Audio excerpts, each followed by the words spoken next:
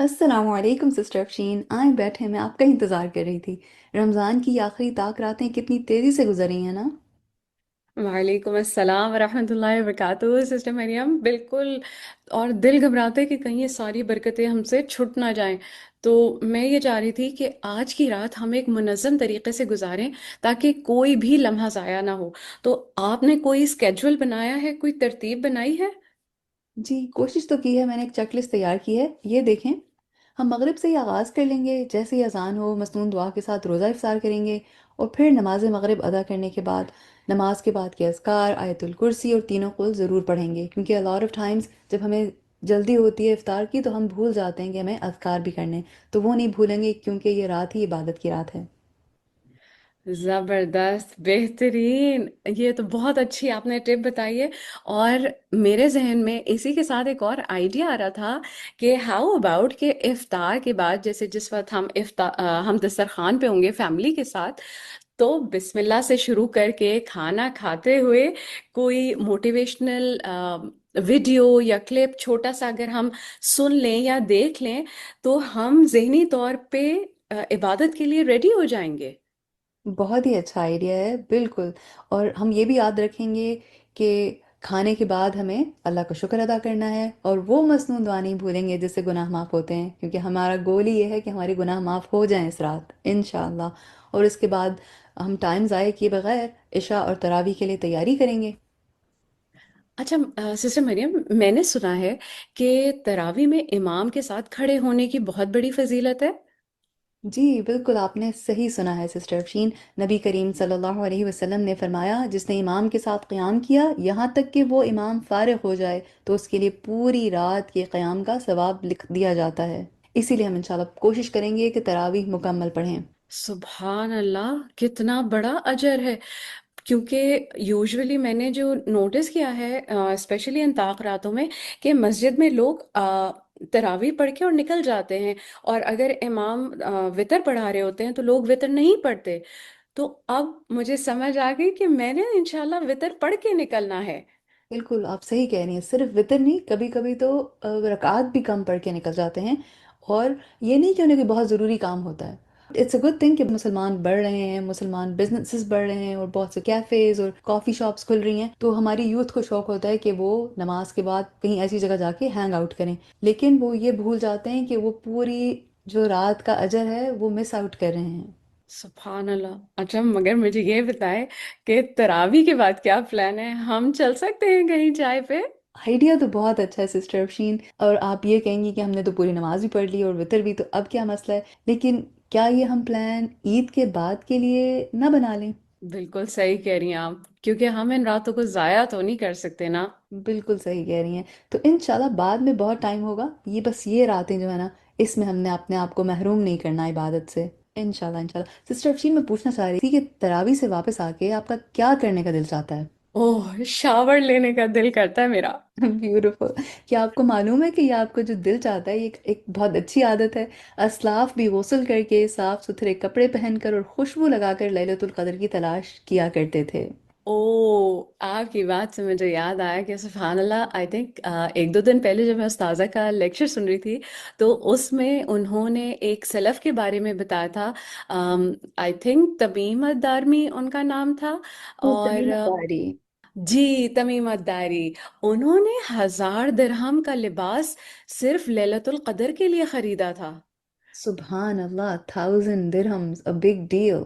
Exactly exactly। अच्छा, मुझे ये बताएं कि आपने खुशबू और अच्छे कपड़े का भी जिक्र किया था, राइट? तो कपड़ों का तो चले मुझे पता चल गया। तो क्या खुशबू लगाना ये भी क्या इबादत का हिस्सा है?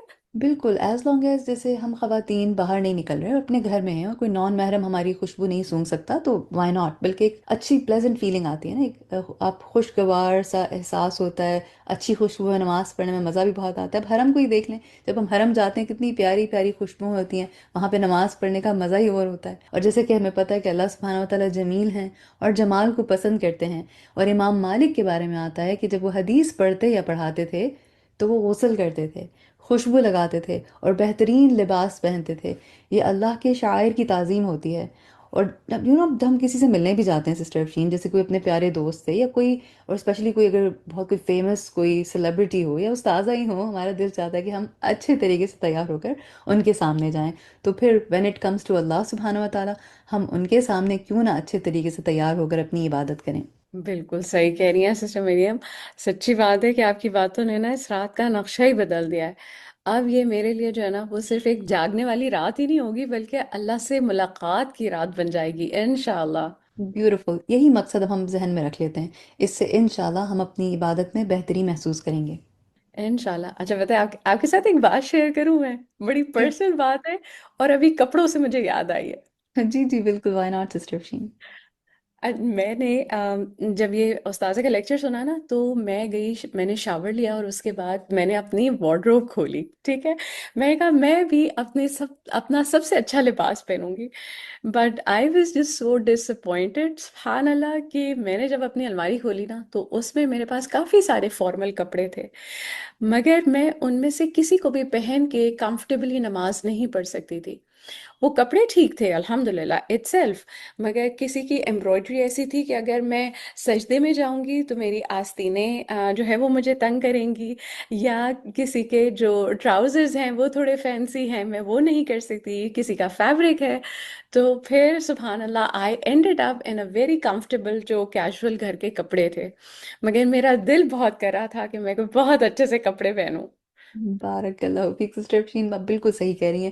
It varies culture to culture. کچھ کلچر کے کپڑے ایسے ہوتے ہیں کہ واقعی وہ جو فینسی کپڑے ہوتے ہیں اتنے فینسی ہوتے ہیں وہ کبھی کبھار ہی پہنے جا سکتے ہیں سبحان اللہ. لیکن ایک اور چیز ہم کر سکتے ہیں نا کہ الحمدللہ جو ہمارا سب سے پیارا عبایا ہے، جو ہم نے عید کے لیے یا کسی خاص وقت کے لیے رکھا ہے، وہ بھی ہم پہن کے کمفرٹیبلی نماز پڑھ سکتے ہیں. انشاءاللہ دیٹس اے گڈ آئیڈیا. اچھا مجھے بتائیں کہ اب اتنی تیاری تو ہم نے کر لیا ہے، تو اب اتنی تیاری کے بعد اب ہم کریں گے کیا؟ بہت ہی اچھا سوال ہے سسٹر افشین. میں ایک شارٹ ریمائنڈر سن رہی تھی، کیا میں آپ سے شیئر کروں؟ وائی ناٹ حبیبتی، نیکی اور پوچھ پوچھ پلیز. چلیں مل کر سنتے ہیں. السلام علیکم ورحمۃ اللہ وبرکاتہ. کیا حال ہے سب کا؟ ٹھیک ہے الحمدللہ. الحمدللہ کہ آپ لوگوں کو آج کل رات کو قیام کرنے کا موقع مل رہا ہے اور سبھی لیلۃ القدر کی تلاش میں ہیں. اللہ سبحانہ و تعالیٰ سب کو نصیب کرے اور سب کی دعائیں بھی قبول کرے، عبادات قبول فرمائے. تو یہاں پر ایک سوال پیدا ہوتا ہے کہ کیا لیلۃ القدر کی فضیلت جو ہے اس کا اطلاق سارے نیک اعمال پر ہوتا ہے یا پھر کچھ مخصوص اعمال ہوتے ہیں؟ یعنی لیلۃ القدر میں کوئی بھی نیک عمل کرتے رہیں تو اس کا اجر کئی لاکھ گنا زیادہ ہو جائے گا، یا یہ فضیلت یا یہ بشارت صرف چند اعمال پر ہے؟ تو اس میں آپ دیکھیے کہ شیخ صالح العثیمی ہیں، ایک عالم ہیں بہت بڑے فتویٰ کمیٹی کے. تو وہ کہتے ہیں کہ جو لوگ لیلۃ القدر میں اعمال کی اقسام کے بارے میں بات کرتے ہیں تو وہ کہتے ہیں کہ اس رات میں کیے جانے والے اعمال ان 1000 مہینوں سے افضل ہیں جن میں لیلۃ القدر نہیں ہوتی. یعنی جو لوگ اس بات کو عمومی بنا دیتے ہیں وہ ایک غلطی کا ارتکاب کرتے ہیں. یعنی اس فضیلت کا اطلاق سارے اعمال پہ نہیں ہوتا کہ کچھ بھی کر لو. جن اعمال کی طرف اشارہ ہے وہ مخصوص اعمال ہیں جو کہ رسول اللہ صلی اللہ علیہ وسلم کے فرمان میں موجود ہیں کہ من قام لیلۃ القدر ایمانا واحتسابا غفر له ما تقدم من ذنبہ، کہ جو کوئی لیلۃ القدر میں ایمان کے ساتھ اور حصول ثواب کی نیت سے قیام کرے اس کے تمام گناہ بخش دیے جائیں گے. تو اس سے کیا پتہ چلتا ہے کہ اصل عبادت لیلۃ القدر کی کیا ہے؟ قیام. رات کو کھڑے ہو کر، یا اگر کھڑے نہیں ہو پا رہے تو بیٹھ کر زیادہ سے زیادہ نوافل پڑھے جائیں، قیام کیا جائے، قرآن سنا جائے، قرآن پڑھا جائے. تو نماز کے اندر 3 چیزیں ہوتی ہیں نا، ایک قیام ہوتا ہے، ایک قرآن کی تلاوت ہوتی ہے، یعنی قیام ہوتا ہی تلاوت کے ساتھ ہے، اور پھر کچھ دعائیں ہیں. جیسے آج کل آپ نماز کے اذکار سیکھ رہے ہیں تو یہ دعائیں بھی پڑھتے ہیں. آپ سجدے میں دعائیں کرتے ہیں، 2 سجدوں کے بیچ میں دعائیں کرتے ہیں، رکوع میں کرتے ہیں، رکوع سے کھڑے ہو کر کرتے ہیں. اسی طرح ہاتھ باندھ کر سب سے پہلے شروع ہی دعا سے کرتے ہیں اللہم باعد بینی و بین خطایایا. تو 3 اہم چیزیں ہو گئی، قیام ہو گیا، قرات ہو گئی، دعا ہو گئی، ٹھیک ہے. لیکن بعض لوگوں نے اس رات میں کچھ خدمت خلق کے کاموں کو ان عبادات کے برابر قرار دیا ہے. وہ کہتے ہیں جیسے بھوکے کو کھانا کھلانا، بے لباس کو کپڑا پہنانا، بیماروں کا علاج کرنا، غریبوں کو صدقہ دینا، والدین کے ساتھ حسن سلوک کرنا، پڑوسیوں سے حسن سلوک، رشتہ داروں سے تعلقات جوڑنا. تو یہ لیلۃ القدر کے اعمال نہیں ہیں، یعنی یہ اعمال جو لوگوں کو فائدہ پہنچانے کے، یہ لیلۃ القدر کے نہیں ہیں. لیلۃ القدر کے اعمال کیا ہیں؟ قیام اللیل. یہ آپ دوسرے دنوں میں دن اور رات کریں، آپ کو کوئی روکنے والا نہیں، لیکن ہر وقت اور ہر موقع کا ایک الگ کام ہوتا ہے. عربی میں ایک محاورہ ہے، لِكُلِّ مَقَامٍ مقال. ہر موقع کی مناسبت سے کوئی بات ہوتی ہے، یعنی اور وہ بات اسی موقع کی مناسبت سے ہی کرنی چاہیے، کیونکہ اگر وہ موقع کی مناسبت سے کی جائے تو وہ خوبصورت ہوتی ہے، اس کا فائدہ ہوتا ہے. اور اگر بے موقع کی جائے تو وہ جیسے پنجابی میں کہتے ہیں نا کہ ویلے دی نماز کویلے دیاں ٹکرا. تو یعنی اصل نماز کیا ہے؟ جو وقت کے اندر ادا کی جائے. تو اصل عبادت ليلۃ القدر کی کیا ہے؟ قیام. بس ایک لفظ اگر یاد رہے نا، قیام. اور آپ کا سارا فوکس اسی پر ہی ہونا چاہیے کہ ان راتوں میں زیادہ سے زیادہ نوافل ادا کرنے ہیں، اور اس میں بھی تعداد کی زیادتی نہیں مقصود. اصل کیا ہے؟ قیام، کہ دیر تک یکسو ہو کر نماز کی حالت میں عبادت کی جائے. تو وہ کہتے ہیں کہ جو شخص ليلۃ القدر کا ثواب حاصل کرنے کی نیت سے مسجد یا کسی اور جگہ قیام کرے، گھر میں کر سکتے ہیں اگر مسجد میں نہیں جگہ یا نہیں جانے کا موقع، کیونکہ سب لوگ مسجد تک نہیں پہنچ سکتے، خصوصاً خواتین. قرآن کی تلاوت کرے اور دعا کرے. یہ وہ شخص ہے جو شریعت کے مطابق عمل کرتا ہے. اور ایسا شخص شریعت کے مطابق عمل نہیں کرتا جو قیام، تلاوت قرآن اور دعا کو تو چھوڑ دے، اس کی بجائے صدقہ اور دوسروں کے ساتھ حسن سلوک اور رشتہ داریاں جوڑنا اور ان کو وزٹ کرنا اور اس طرح کے اعمال شروع کر دے. یہ ایک نئی سوچ ہے جس کا ابتدا میں کوئی تصور نہیں تھا کہ لوگ ان راتوں میں یہ کام نہیں کرتے تھے بلکہ قیام کرتے تھے. That's perfect. الحمدللہ الحمدللہ بہت ساری چیزیں کلیئر ہوئیں، مگر ابھی بھی ایک چھوٹا سا کنفیوژن ہے مجھے. وہ یہ ہے کہ میں نے کتنی رکعت پڑھنی ہے، کیونکہ میں کنفیوز ہو جاتی ہوں کہ میں نے کتنی پڑھنی ہے اور کتنی لمبی پڑھنی ہے. It varies person to person sister Afsheen, right. ہم میں سے جو تھوڑے جوان ہیں وہ لمبی رکعت پڑھ سکتے ہیں، ہم میں سے جو تھوڑے سے ایلڈرلی ہو گئے ہیں وہ اتنی لمبے ٹائم کے لیے کھڑے نہیں ہو سکتے. تو اٹ ڈپینڈس. اور آپ دیکھیں کہ نوافل ہے نا، تو ایسا کوئی سیٹ نمبر نہیں ہے، لیکن کوشش ہماری یہ ہونی چاہیے کہ جتنا زیادہ قیام کر سکیں، بے شک بہت زیادہ رکعت میں یا تھوڑی رکعت میں. لیکن اگر ہمارے اندر یہ ایبلٹی ہے کہ ہم زیادہ دیر کے لیے کھڑے ہو سکتے ہیں تو پریفرڈ یہی ہے کہ رکعات کو لمبا کیا جائے، رائٹ. کوالٹی میٹرز کوانٹٹی سے زیادہ، انشاءاللہ. انشاءاللہ. اچھا، اب میرا ایک اور کنسرن ہے. پلیز مجھے یہ بتائیں کہ میں نماز لمبی پڑھنا چاہتی ہوں، رائٹ، مگر مجھے قرآن کی بہت ساری صورتیں حفظ نہیں ہیں، رائٹ. تو اب مجھے بتائیں میں کیا کروں، میں کیسے لمبا قیام کر سکتی ہوں؟ ہاؤ اباؤٹ اس کے لیے ہم استاذہ کی ایک ویڈیو دیکھیں. میں نے ریسنٹلی دیکھی، آئی تھنک کل ہی پوسٹ ہوئی ہے، تو ہم مل کے دیکھیں گے. نئی بھی ہے، ہمیں انشاءاللہ بہت سے اس میں سے ٹپس ملیں گی، اور we would be able to make our قیام لانگر انشاءاللہ. انشاءاللہ. السلام علیکم ورحمۃ اللہ وبرکاتہ. اب یہاں پر ایک سوال آیا ہے کہ ہم مصحف دیکھ کے تراویح پڑھتے ہیں، تو اس کا پھر کیا طریقہ ہے، کیونکہ اس میں تو ایک ہاتھ میں یا فون ہوتا ہے یا مصحف ہوتا ہے، تو پھر ہم کیا کریں؟ الاؤڈ تو ہے. بہتر تو یہ ہے کہ آپ کے پاس اسٹینڈ ہو جس پر قرآن مجید رکھا ہوا ہو اور آپ کے دونوں ہاتھ پراپر طریقے سے بندھے ہوئے ہوں، اور صرف آپ کی نگاہیں سامنے دیکھ رہی ہوں. اور اس میں جیسے سعودی قرآن ہے نا، اس میں الحمدللہ یہ ہے کہ ہر صفحہ مکمل آیت کے ساتھ ختم ہوتا ہے. تو میں جب خود پڑھتی رہی ہوں تو میں اسی طرح کیا کرتی تھی. پہلی 2 رکعتوں میں 3 صفحات پڑھ لیتی تھی، اس کے بعد وہ برابر ہو جاتے تھے پیج، یعنی سامنے سے کھولے ادھر کا بھی پڑھ لیا ادھر. پھر جب کھڑے ہوئے دوسری رکعت میں تو بس صرف ایک دفعہ ٹرن کرنا پڑتا ہے، تو کوئی زیادہ حرکت نہیں ہوتی. تو وہ سب سے اچھا طریقہ یہی ہے کہ آپ کے پاس مصحف رکھنے کا اسٹینڈ ہو. اب تو بازار میں ملتے بھی ہیں, لوگ بنوا بھی لیتے ہیں, اس میں لوہے کے بھی ہوتے ہیں, لکڑی کے بھی ہوتے ہیں, اور اچھے مٹیریل کے بھی ہوتے ہیں. تو اب یہ ہے کہ اگر آپ گھر پر ہیں اور آپ کو زیادہ قرآن حفظ نہیں ہے, یا ہے بھی تو آپ کو اچھی طرح یاد نہیں ہے, تو قیام تو قرآن کے بغیر نہیں ہوتا, قیام تو ہوتا ہی قرات کے لیے. تو اچھا طریقہ تو یہ. لیکن اگر آپ کے پاس اسٹینڈ نہیں ہے اور آپ نے پڑھنا ہے تو ہاتھ میں بھی مصحف لے سکتے ہیں. جیسے میں نے آپ کو بتایا تھا کہ ہتھیلی پہ ہتھیلی اور یا پونچے پہ ہاتھ, یا پھر تھوڑا آگے کلائی یعنی اور آگے. تو اگر آپ نے اپنا ہاتھ آگے رکھا ہوا ہے اور ایک ہاتھ سے آپ نے مصحف کو پکڑا ہوا ہے, تو آپ یوں بھی کر سکتے ہیں کہ دائیں ہاتھ بائیں پہ رکھ کے لیفٹ ہینڈ سے نیچے سے مصحف سامنے کھول لیں. تو اس میں قرآن مجید کا بھی ادب رہتا ہے, اور آپ نے ہاتھ میں اٹھایا ہوا بھی ہے, اور آپ پڑھ بھی سکتے ہیں. اور بس صرف اتنا ہے کہ جب آپ رکوع میں جانے لگیں تو ساتھ ساتھ مصحف مت اٹھا کے رکھیں, کیونکہ گرنے کا اندیشہ ہے. بغل میں کچھ لوگ دبا, مجھے کبھی بھی اچھا نہیں لگتا کہ مصحف کو بغل میں رکھا جائے.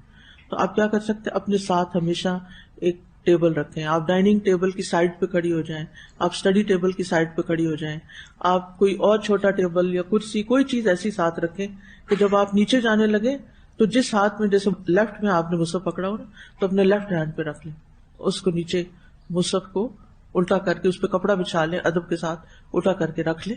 اور پھر جب دوبارہ کھڑے ہوں تو آپ مصحف پھر اسی طرح اٹھا لیں, اور صرف ایک دفعہ ایک برقع پلٹنا پڑے گا, اور دو دو پیجز پڑھتے جائیں.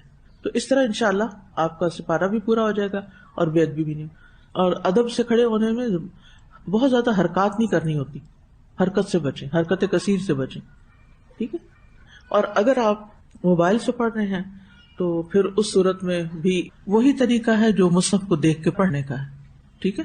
یعنی دیکھ کر پڑھنے کا جو طریقہ ہے مصحف کو, ایسے ہی آپ مصحف کی جگہ موبائل پکڑ لیں گے کہ بائیں ہاتھ سے موبائل فون پکڑنا ہے اور اسی ہاتھ کے انگوٹھے سے صفحے پلٹتے جائیں.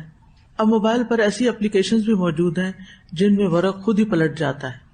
آپ سپیڈ کے لحاظ سے پیج سیٹ کر لیتے ہیں اور پھر آپ پڑھتے جاتے ہیں اور صفحہ خود بخود آگے جاتا ہے, آپ کو ذرا بھی ہلنے کی ضرورت نہیں ہوتی.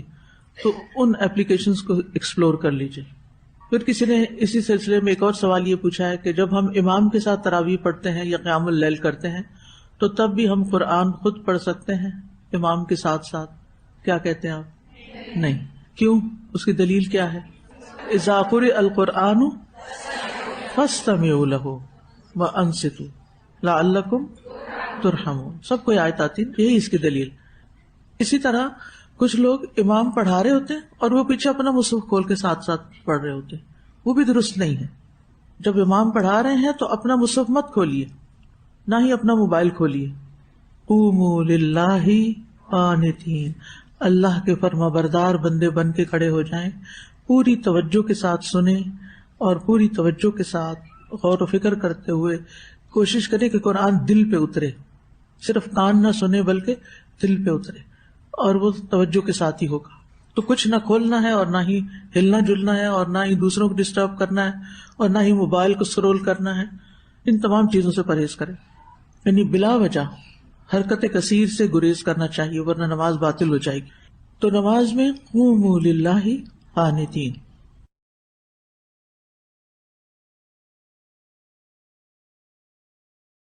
اوکے, الحمد للہ. اس میں تو مجھے بہت ساری چیزیں کلیئر ہو گئی ہیں الحمد للہ. مگر ہاؤ اباؤٹ کہ اگر مجھے یہ پتا ہو کہ میں نے مصحف پکڑ کے جیسے قیام کیا ہے, تو میرے پاس اگر ویژول ہوگا نا تو میرا کانسیپٹ پورا کلیئر ہو جائے گا. کیا ہمارے پاس کچھ ایسا ویژول ہے؟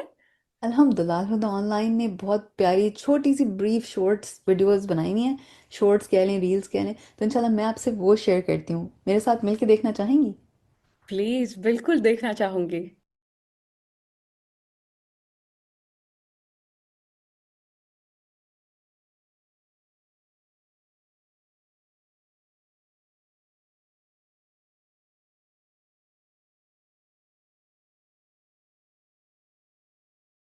اللهم إنك عفو تحب العفو فاعف عني.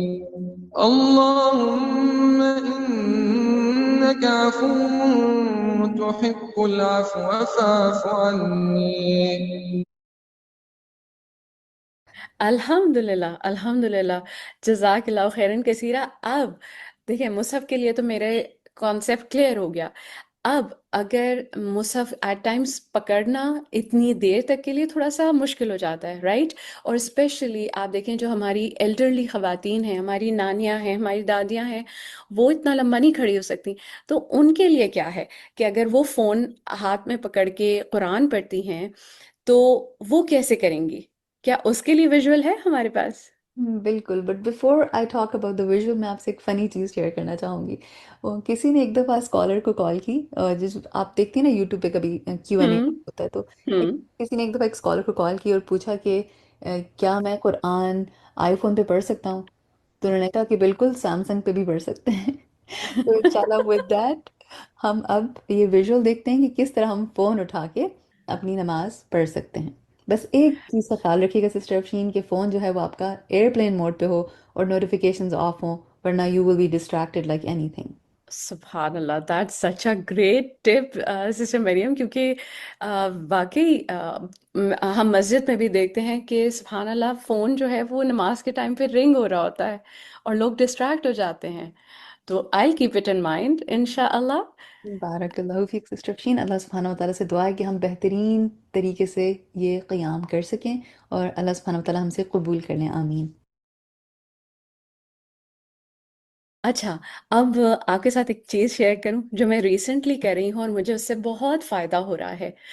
Please please, why not sister Afsheen, हम कर ही तो ये रहे हैं, मिल के हम अपने लिए एक स्केड्यूल तैयार कर रहे हैं, तो प्लीज़ मुझे और टिप्स दीजिए। अच्छा, देखिए, जब मैं नमाज के बाद थोड़ा सा थक जाती हूँ, राइट? और कंसंट्रेशन पे भी मेरे फ़र्क पड़ता है। तो मैं क्या करती हूँ कि उसके बाद उस्ताज़ा का या तो दौरा कुरान सुनती हूँ या फिर किसी सूरा की तफसीर सुनती हूँ और कुछ नई आयत को हिफ्ज़ करने की कोशिश करती हूँ। और इससे क्या होता है कि जब मैंने तफसीर सुनी होती है या तर्जुमा सुना होता है, तो मेरे लिए हिफ्ज़ करना आसान हो जाता है। तो मेरा ये टाइम जो है ना, वो मुझे एक एनर्जी भी देता है और मुझे फ्रेशन अप भी करता है कि अल्हम्दुलिल्लाह, मैंने कुछ नया सीखा है। अल्हम्दुलिल्लाह। बारकल्लाहु फीक, और इससे खुशू भी बहुत बेहतर हो जाता है। जैसे स्कॉलर्स यही टिप देते हैं ना कि अगर आप चाहते हैं कि आपकी नमाज में कंसंट्रेशन बढ़ जाए, तो आप कोई नए अज़कार या कोई नई सूरज याद कर लें। सो अल्हम्दुलिल्लाह, ये आप बेहतरीन काम कर रही हैं। और इंशाल्लाह ये सब करते करते हम साथ साथ इस्तिग़फ़ार भी करते रहेंगे, क्योंकि आपको पता है कि सहूर के टाइम पे और सहरी के टाइम पे इस्तिग़फ़ार की कितनी फ़जीलत है। और अल्लाह सुब्हानहू व तआला से हमें माफ़ी ही तो चाहिए। अगर हमें माफ़ी मिल गई तो अल्हम्दुलिल्लाह वी आर सॉर्टेड। एब्सोल्युटली, बिल्कुल ठीक कह रही हैं। और हम सबको वो दुआ भी पता है, जो आयशा रज़ी अल्लाह ताला अन्हा ने नबी सल्लल्लाहु अलैहि वसल्लम से पूछी थी कि लैलतुल क़द्र में कौन सी दुआ पढ़नी चाहिए, राइट? अल्लाहुम्मा इन्नका अफ़ुव्वुन तुहिब्बुल अफ़्व फ़अफ़ु अन्नी। अब मुझे बस एक चीज़ है कि हम वैसे भी इस्तिग़फ़ार कर रहे हैं, राइट? मगर हम ये स्पेशली ये अफ़्व वाली दुआ क्यों मांगते हैं? आपको इस बारे में कुछ पता है सिस्टर मरियम? हाउ अबाउट हम उस्ताज़ा की एक ऑडियो सुन के इसका आंसर ढूंढें, क्योंकि मुझे भी ये कंसर्न था कि क्यों। और अल्हम्दुलिल्लाह आई केम अक्रॉस दिस छोटा सा ऑडियो क्लिप, तो मिलके सुन लें। प्लीज, बिल्कुल सुनते हैं। अब यह है कि लैलतुल कद्र में दुआ कौन सी की जाए। आप जो चाहें दुआ करें, लेकिन खास दुआ जो हमें बताई गई है इस रात की मुनासबत से, वो हजरत आयशा से रिवायत है। वो कहती है कि ए अल्लाह के नबी सल्लल्लाहु अलैहि वसल्लम, ये बताइए कि अगर मुझे शब कदर हासिल हो जाए तो मैं उसमें क्या दुआ मांगू। नबी सल्लल्लाहु अलैहि वसल्लम ने फरमाया, तुम ये दुआ मांगो, अल्लाहुम्मा इन्नका अफुव्वुन तुहिब्बुल अफ़्व फ़अफ़ु अन्नी। ऐ अल्लाह, तू खूब माफ करने वाला है, माफ करने को पसंद करता है। यानी खुद भी माफ करता है बहुत ज्यादा, और बंदों से भी क्या पसंद करता है कि वो एक दूसरे को माफ कर दें, लिहाजा मुझे माफ कर दे। तो इसमें आप देखिए कि अगर हम चाहते हैं कि इन रातों में हमारी माफी हो जाए, तो हमें भी अपने दिल से दूसरों को माफ कर देना चाहिए। इब्न रजब कहते हैं, आखिरी अशरे में तमाम तर नेकियों को बखूबी बजा लाने के साथ लैलतुल कदर में खुसूसी तौर पर अल्लाह से अफ़्व दरगुजर तलब करने को इसलिए कहा गया है क्योंकि आला मर्तबत लोग नेकियां करने के बाद उन पर इतराने की बजाय यही समझते हैं کہ ہم تو اللہ کا کچھ بھی حق ادا نہیں کر سکے، یعنی ساری عبادت کر کے بھی وہ کیا سمجھتے ہیں کہ ہم نے ابھی کچھ نہیں کیا. چنانچہ وہ ایک گناہگار اور قصوروار شخص کی مانند اللہ سے درگزر کا سوال کرتے ہیں کہ اللہ تو بس معاف ہی کر دے ہمیں، ہم تیرا حق ادا نہیں کر سکتے، اور عبادت کا حق تو ادا ہو ہی نہیں سکتا، تیری نعمتوں کا شکر بھی ادا نہیں ہو سکتا. تو اس لیے ہم نے جو بھی ٹوٹی پھوٹی عبادت کی تو اسے قبول کر لے، اور جو ہم نہیں کر سکے تو ہمیں معاف کر دے. اس سے پھر انسان کے دل میں دو چیزیں پیدا نہیں ہوتی، ایک تکبر پیدا نہیں ہوتا، اور دوسرے گلٹ نہیں رہتا. الحمد للہ. سو انشاءاللہ یہ دعا ہم نے نہیں چھوڑنی ہے. ہم اپنے سجود میں بھی یہ دعا کر سکتے ہیں اور اپنے تشہد میں بھی انشاءاللہ. تو چلتے پھرتے، سحری بناتے، ان بٹوین اور قیام، انشاءاللہ ان اور صلاح، بس یہ دعا ہم نے نہیں چھوڑنی. اور ہم اللہ سبحانہ وتعالیٰ سے معافی تو مانگ رہے ہیں، تو کیوں نہ ہم سب کو بھی معاف کر دیں، جس جس نے ہمارا دل دکھایا ہے، جس جس نے ہمیں ہارڈ ٹائم دیا ہے. ہاؤ اباؤٹ ہم اس رات ان سب کو معاف کر دیں. یہ سب کو معاف کرنے والی بات جو ہے نا وہ بہت امپورٹنٹ ہے اور مشکل بھی ہے، کیونکہ پتہ ہے جب ہمارا دل صاف ہوگا نا تبھی ہماری دعاؤں میں اثر آئے گا.